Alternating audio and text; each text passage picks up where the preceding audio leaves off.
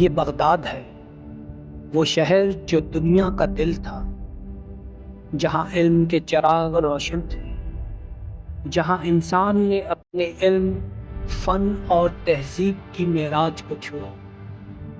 لیکن ہر روشنی کے بعد اندھیرا ہوتا ہے، اور ہر عروج کے بعد زوال۔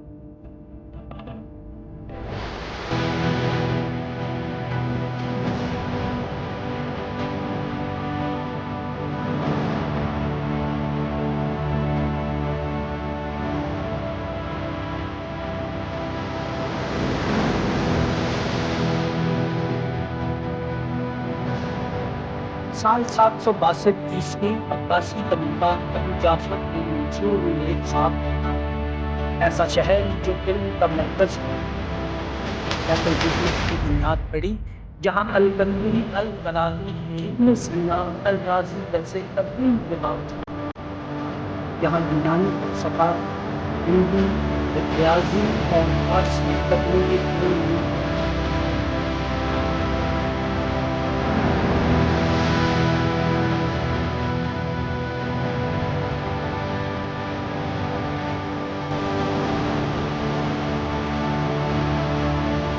مشرق سے اٹھنے والے آندھی کو چنگیز خان کی اولاد نے خون کا سیلاب بہایا۔ اب ہلاکو خان کا ہدف بغداد تھا، مگر بغداد تیار نہیں تھا۔ خلیفہ المستعصم، نہ تدبر نہ تیاری، صرف امید، اور وہ بھی کمزور۔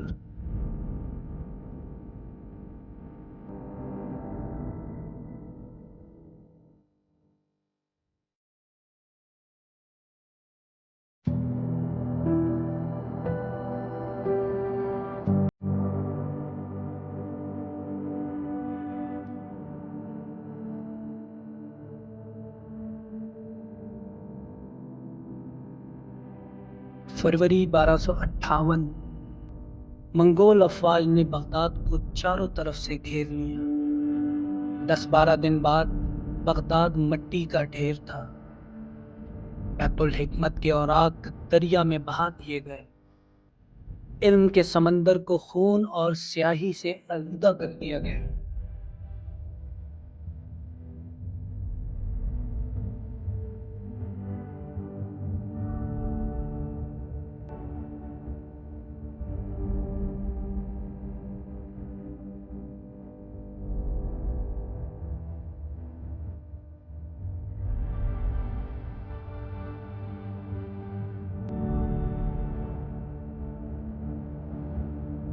منگولوں نے ایک تہذیب کا قتل کیا، لاکھوں لوگ مرے۔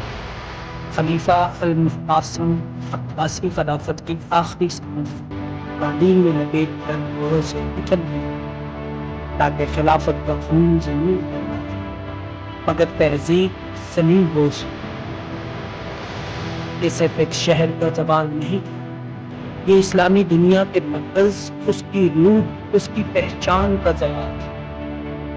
عباسی خلافت کا سورج غروب، صدیوں کا بنایا ہوا تہمتن منگولوں کی راکھ میں دفن ہوئی۔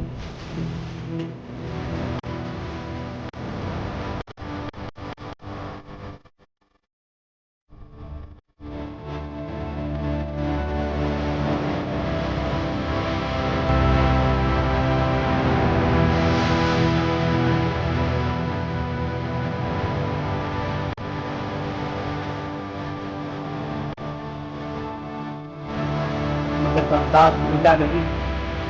شہر جل سکتے ہیں، عمارتیں گر سکتی ہیں، مگر خیالات وہ زندہ رہتے ہیں۔ بغداد آج بھی نئی نسل کو بتاتا ہے کہ علم ہی اصل طاقت ہے، اور تاریخ وہ سبق ہے جسے یاد رکھنا فرض ہے۔